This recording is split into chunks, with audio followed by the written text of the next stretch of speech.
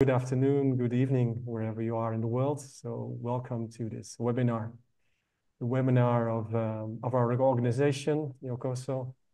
And we're so happy to express our knowledge, our wisdom, with a beautiful team, which we will introduce later on. Everyone who's committed to this webinar will introduce itself. And we're gonna elaborate on a beautiful topic, an amazing topic, which is my favorite. And let me introduce myself first. My name is Bas. My last name is De Kock. I'm an ENT doctor by training, specialized in holistic medicine, integrative medicine. And I'm a trainee in holotropic work, which we're gonna elaborate on further, especially focused on psychedelic therapy, which is a hot topic in the world, and ethics and good work with these substances are so important in these times. And this is also a theme we would like to address during this webinar. We're going to elaborate on our innate intelligence, our healing intelligence we all have as humans. The whole nature is full of this innate inner healing intelligence. We're going to specify it specifically on our humans, because there is happening a lot in the world. There's happening a lot on an individual level, a lot of disorders, complaints, psychosomatic problems, complaints or diseases which general or standard healthcare don't have any solutions for it. But also look at the crisis of the world, what's happening around us. So there is a need to go inside and to learn our own healing and innate intelligence. So let's start this webinar. And it's so beautiful because we got this upcoming retreat coming 2 to 6 October, in which we're gonna work with this innate healing intelligence, this intelligence we all have. And this retreat, we're gonna show some aspects on it. And you can see on that side the details of this retreat upcoming, where it's a full journey. So normally when you go to a retreat and have an holotropic experience with plant medicine or with holotropic breathwork, it's just a retreat. But we as an organization, we stand for an optimal guidance and preparation before the retreat and also guidance afterwards. So that's what we like to address. And if you want to have more information about our upcoming retreat, go to our website, www.yokoso.eu. And you will find the Evoking Inner Healing Intelligence Retreat at the top of the website. So thank you for sharing that with also your crowd and your community. So what are we gonna elaborate? Because this is a topic which express a lot of new words, definitions, and etc. So what's our innate inner healing intelligence? Where are we talking about? And we're going to talk about working with non-ordinary states of consciousness as a vehicle or as a technology to get in this state of inner healing intelligence. These are the main headlines of this webinar. And yeah, let's go to our beautiful team. We are in a partial complete state. Basia, so welcome, Simona and Tanya. And the rest of our team, Nader, Melanie, and Amy couldn't join today, but they are full committed to our team. So happy that you're here, expressing my appreciation and gratitude for that, taking your time to share your wisdom with the crowd and with the community and the people.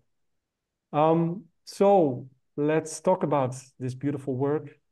And let's first step into the definitions, or to get a better understanding, because I already expressed holotropic therapy, holotropic work, and non-ordinary states of consciousness. So maybe, Simona, you can first elaborate on this. What is holotropic work, and in relation to the non-ordinary states of consciousness? It's even hard to say it, right? Holotropic is easier. Yeah. Let me first say that I came across holotropic work 15 years ago. And since then, this became my path trained in holotropic breathwork and as a psychedelic therapist and as an integrative psychotherapist. This is what I do. And holotropic work is the work that is actually moving us towards wholeness. This is how the word is coined from two ancient Greek words, holos and trepein. And it is based on the premise that we have, all of us, like the bodies have inner healing intelligence that knows how to heal. So the psyche has this kind of intelligence as well. And in right circumstances, in good set and setting, which we will talk about a little bit more later, the inner healing intelligence of a person who is coming to this work can be activated and move one step closer to the wholeness, to becoming more whole, more complete, more transformed, and more satisfied human being. Mm. So you express this moving towards. Is this something where we need a tool for, like plant medicine or holotropic breathwork or other?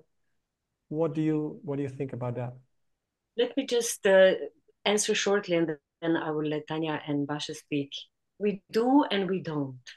Yeah, we all have it within us, and if we want to do some deep inner work, like serious work, then it is really important that we are being accompanied by people who have been trained, who have a lot of experience, and who know what they're doing.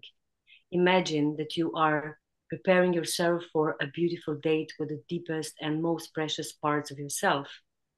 And when you're doing that, it is important that your mindset and the setting in which you're doing that is really, really well prepared and well held.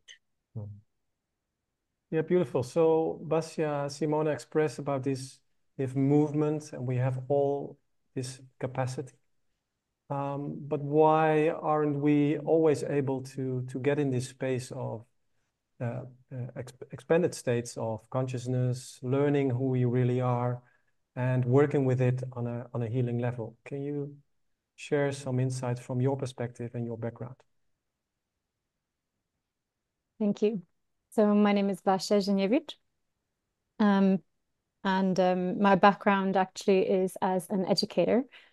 My first career and profession is as an arts and special educational needs teacher, and through the lens of working with young people and really marginalized families, I have a large, extensive experience in understanding how conditions and the settings around us can actually be quite prohibitive to being able to really connect with the deeper parts of ourselves, when particularly we might be in a sense of survival mode, or perhaps carrying things that may not necessarily be conducive to our own personal development.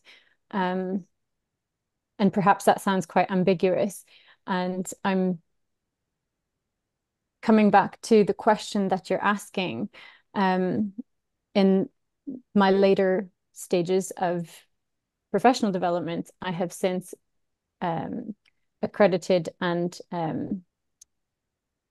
moved into psychosynthesis coaching, which is a holistic model of working with people alongside yoga and yoga nidra, and recognizing the importance of bringing in working with liminal spaces. I'm so glad this isn't live streamed. I'm sorry, I'm not quite sure how to answer this question. Yeah, but you elaborate like this background of trauma where you were fully in like this area of trauma. You speak about like disconnection, unsafetyness, and dysregulation. So how does this work when we are traumatized? In what area as well? How get we shut off from this healing intelligence? And somebody else in the team can really add something. Yeah. Yes, I would love to share something. Yeah. So, yeah, I was thinking with the first question as a somatic trauma therapist working with sexuality, deep process work, and psychedelics. It's absolutely a very reasonable question, how we make this choice, right? And I'm thinking about the nature, and the natural movement of nature is cyclical. So when whatever we're doing, we're making cycles, we're making circles. Usually people cannot find solution or new point of view within because we are all locked in our experiences and we don't see that. So yes, when we're traumatized or when we have some kind of specific way of survival, which become to be our second nature, it's very difficult to see in different way something. So no, we cannot find it in ourselves because if we would, we would already did it. And the good question would be also if this result in my life is what I want, what was the intention? You know, I wanted so much more. Yeah. So yes, it is not that we're depending on the other. It is that we are beings who is growing and learning from the connection. We need to connect to the other source, to the mirror, to the guide, or to the bigger intelligence. Yeah, and find what is right for us. So this connection is like the magical word in this topic, I would summarize. Yes. And yes. what I see in my practice as an integrative medicine doctor, I see a lot of psychosomatic problems with people who have pain, ringing in the brain, tetanitis, chronic irritable bowel problems, and etc. And I sense that they're disconnected, but when I do my history taking, I see there is no trauma or they didn't experience a trauma. So Mona, how does this work? Because this has deeper aspects. Where is trauma stored in our consciousness or in our information field? Maybe that's... Yeah, that's an important question. There are many definitions of trauma. The one that I like the most is that trauma is unexperienced experience. Yeah. And trauma is the fact of life. Even if it's not a big trauma, one traumatic event, it can be many small events. It can be neglect. And we are neglecting the neglect side of trauma when we didn't get what we needed. That's trauma as well. And all of us have stories about that. Yeah. An unexperienced experience means that when something happened to us, which was too much, our system really locked down. I'm simplifying now, yeah? And this energy didn't go through because we didn't have the capacity to process it. So it's locked in our system and it's disturbing the normal functioning of the system, yeah? So with this work, what we are doing, we are actually expanding our consciousness to be able, because now we have more resources than we had back then, to be able to process this, whatever was there, to really process it with our bodies, with our emotions, with everything that's there, so that we can simplify the functioning of our system. And this is the point, yeah? At the end of the day, we want to have it simple. We just want to be happy. But there are so many obstacles that we have on this path. Yeah. And this is why it is important that we do that in a relationship where we feel safe, because the safety is the most important part. If we don't feel safe, we will not go anywhere, because our reptilian brain will be saying, not safe, take care, take care. This adds so much up to the understanding of healing or feeling healthy, feeling whole, feeling connected, feeling safe, feeling regulated. And we know from this integrative medicine perspective, this body-mind-spirit relationship, that when there is trauma in the system or in the biographical layer, adverse childhood experiences, this has a direct effect on our brain, the function of our brain functions, how our molecules, the hormones, the inflammatory states works. And we understand this better, but the other thing is that there are trauma on the systemic or transpersonal layer in our system and on an epigenetics level, which is difficult for people to understand. How does this influence my state of being, my health, and etc.? There are 7 generations description of burden or bad experience or repetitive pattern comes in what we know as human wisdom in many traditions. It's like a cycle. And we can say that DNA can get imprints of trauma and pass it on, even when it's not physical trauma. Well, we do know that physical trauma, like intense suffering, like hunger, in one generation, can produce chronic joint inflammation, like rheuma, etc., a few generations further. It was clinically proven. But psychological traumas, actually the same as spiritual gifts, can be passed on. So whatever pain we're experiencing, when we're not resolving it, we are giving black box to the next generation.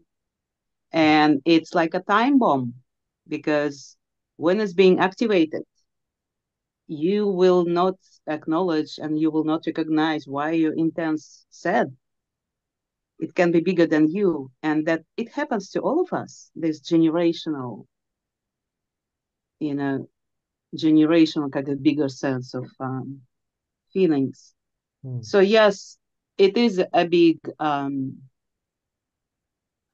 exploration in this year. It's about transgenerational traumas and transgenerational healing, which might be very powerful because it ignites the essence of human potential immediately.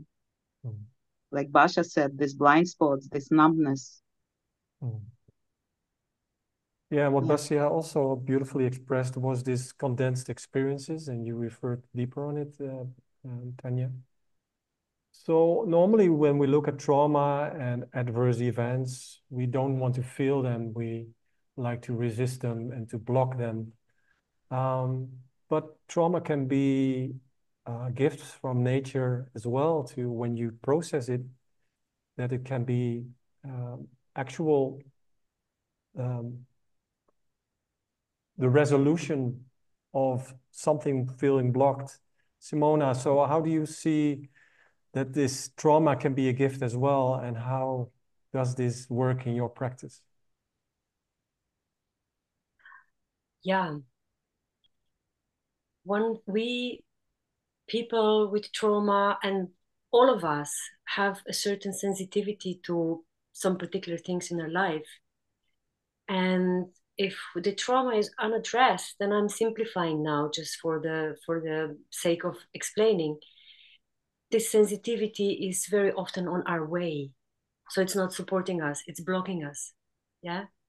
But once we are ready and we address whatever traumatic is moving within us, and sometimes we don't even know what it is, we don't know what really happened, we just see the consequences in our life, and maybe it is not even so important what happened. What is important is how we react to it at that moment.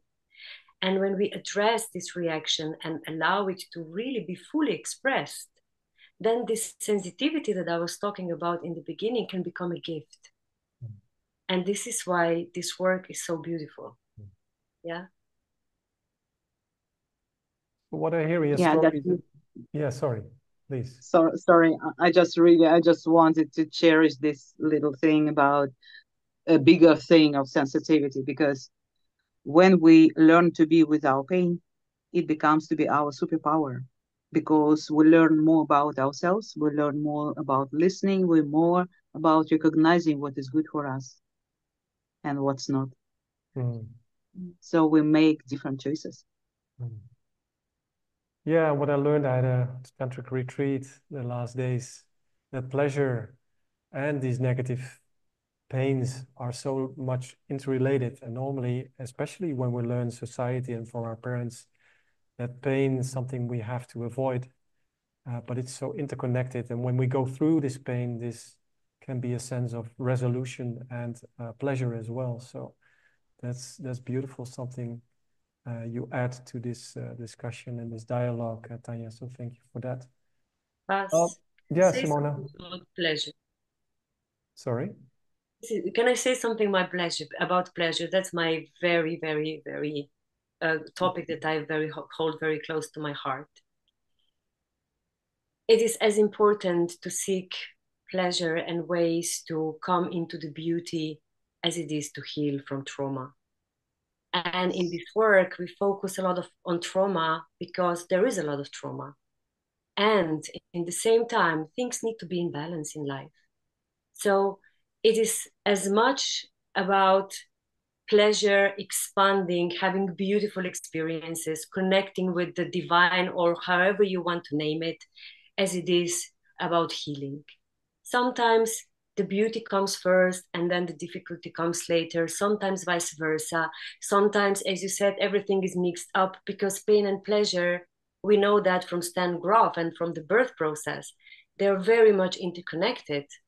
Yeah, and what we see in BDSM world, they actually work with that. Yeah, so we have to be aware that we don't come only for healing to go through the difficulty, but the beauty can be healing as well. And I think the place where we will be holding this retreat is actually supporting the beauty because it's so beautiful.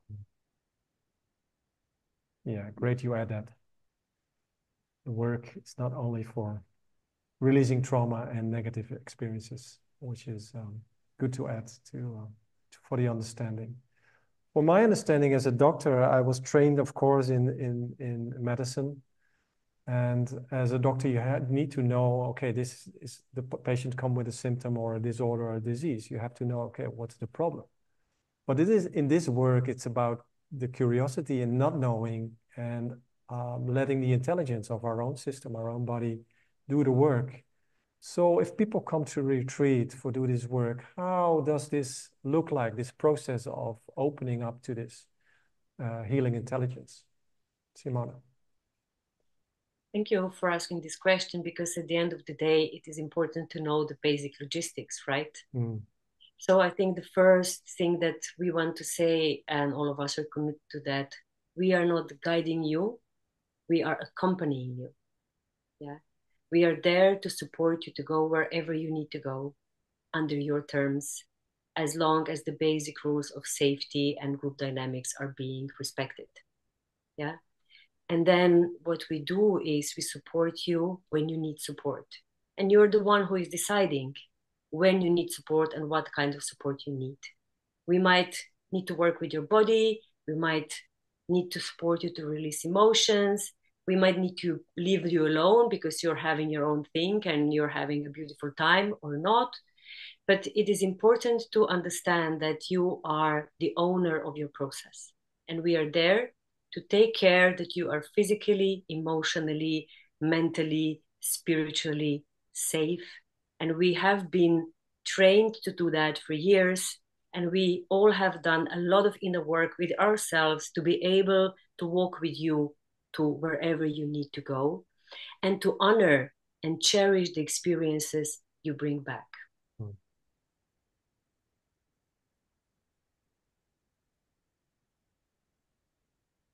So, and you, Simona, you expressed beautifully the process and the safe setting, which is, of course, of utmost importance for the people to have this bubble, this safe environment to do the inner work with good guidance.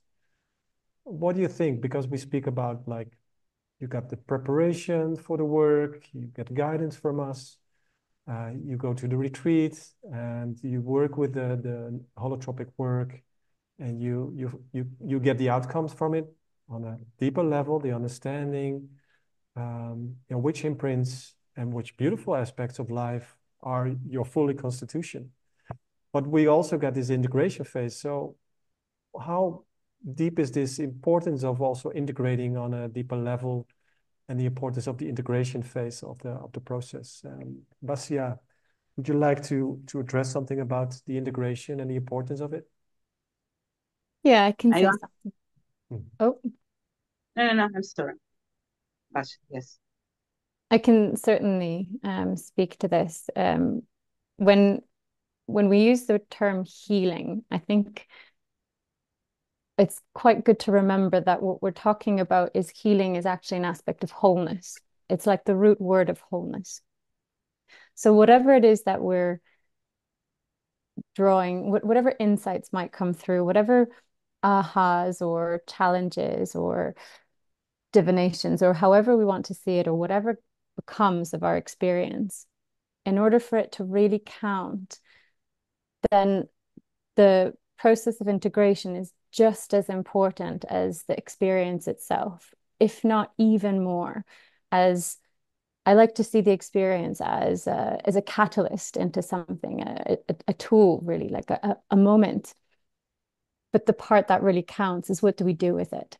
How do we weave that into the fabric of the rest of our life? How do we create a new strand within the weaving that we already have to then start perhaps a new pattern, or a new rhythm? And so there's many different ways of integrating. And I like to always remember that these deeper states of consciousness are tapping into a language that isn't necessarily of words and the language that we're using now. It's of symbol, it's of metaphor, it's of color, it's of sensation. So in that respect, I generally personally like to bring in two particular tools that I really like to work with, and one being a restful nidra state. So it's almost like a hypnosis, you can say. It's what hypnosis was drawn from. And also using creative arts in some way. And I don't necessarily mean that one must be an artist, or in any way having to be decoratively inclined. And I use that so loosely and not necessarily full-heartedly. Essentially, by us being extensions of creation itself, we are creators. So by virtue of that, our nature is to be creative. So it could be in any medium that we choose to use to implement these insights or experiences that could generate a new whole experience.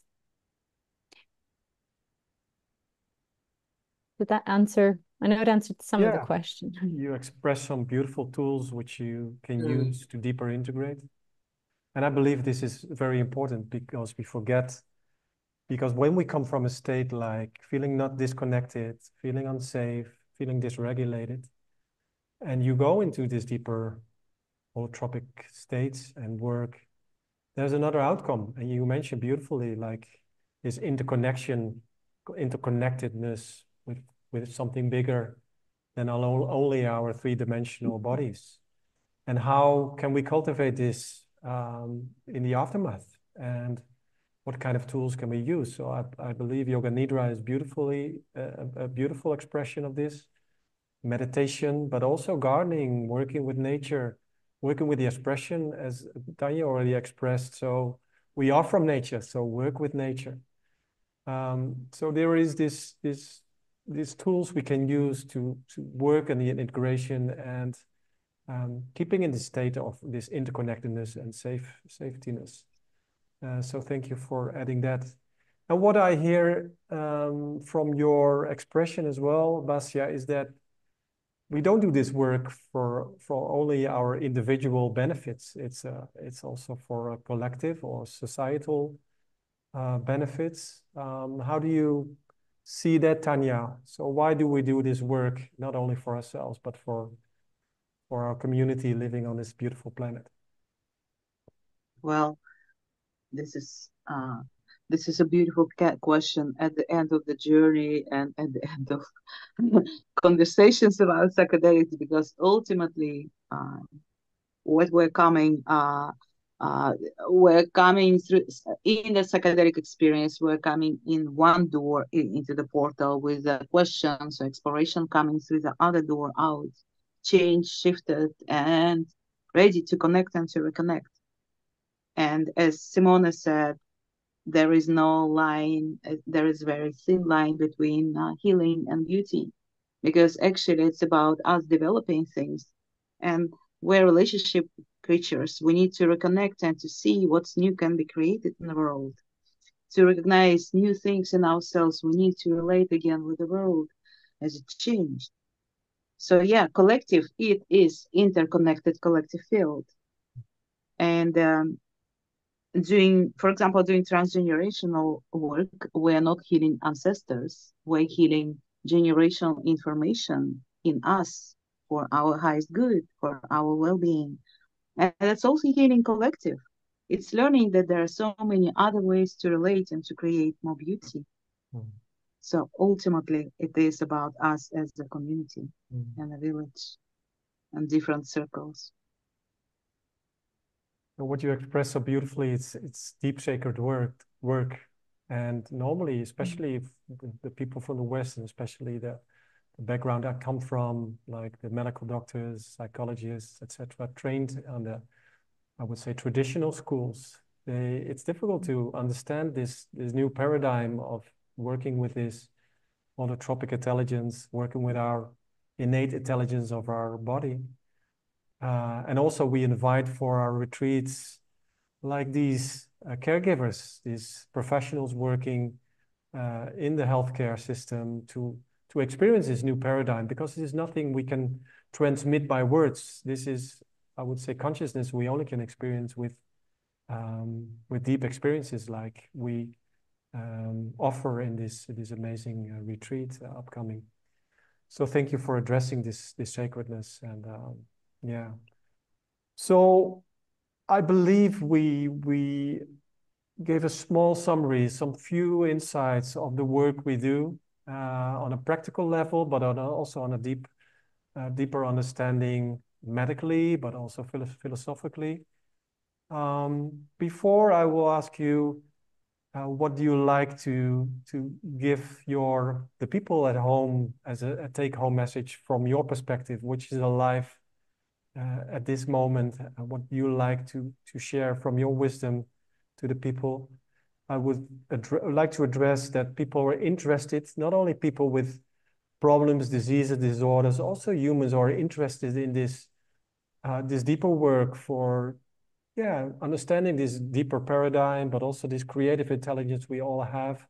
But also we invite the professionals to sign up for the retreat, to understand and to resonate this deeper work also for practical and healing benefits in their own practices.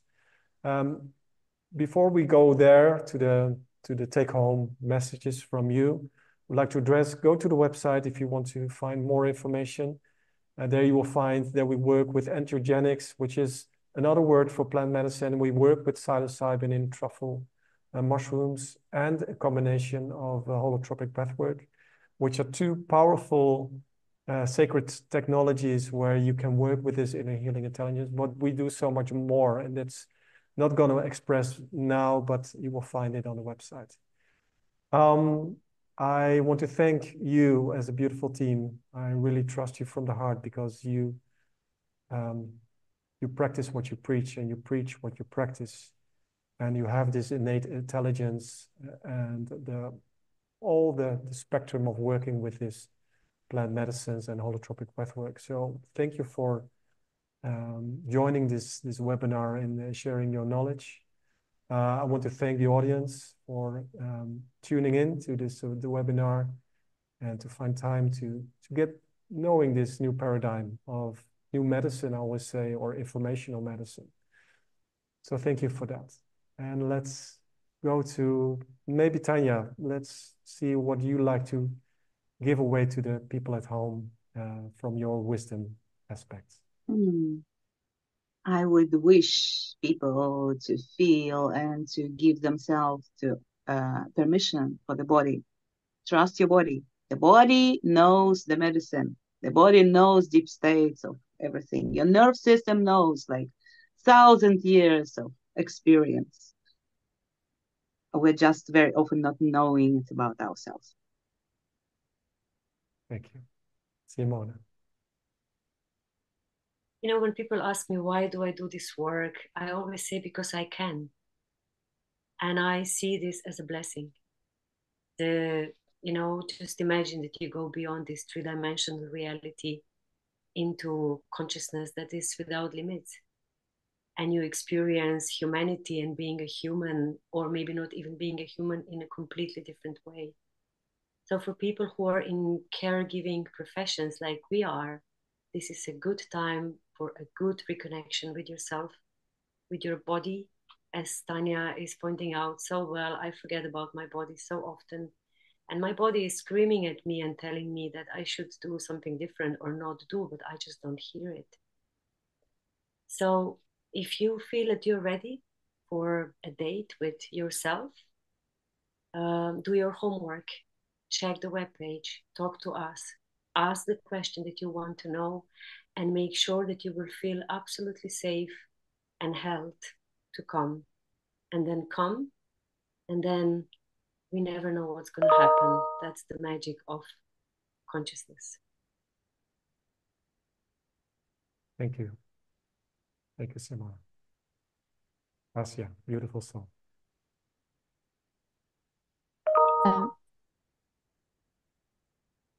Similarly to what Simona and Tanya touched on, the importance of the connection with the body. As a person who worked on a frontline kind of place, I know what it means to be a key worker, someone who is in a care role, caregiving role, pastoral role, looking after others. We all do.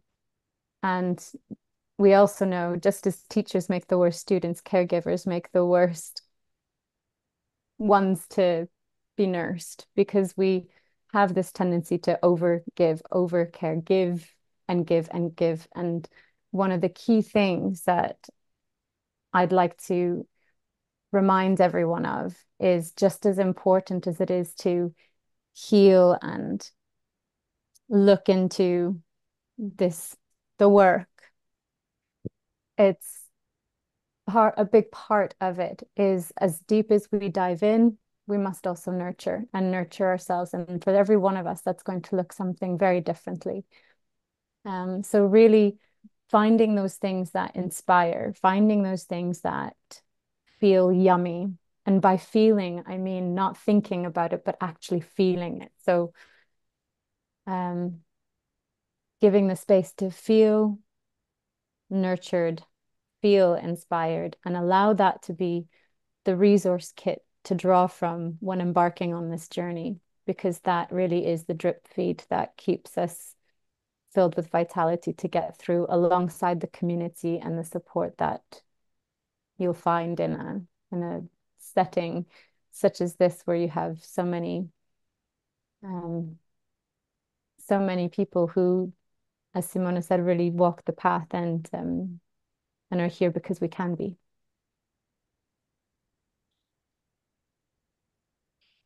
Thank you for acknowledging that in your last statement. And yeah, looking forward to see you working, doing work together, and for the people at home. Come and trust and do the work. Lots of love from our team. Thank you.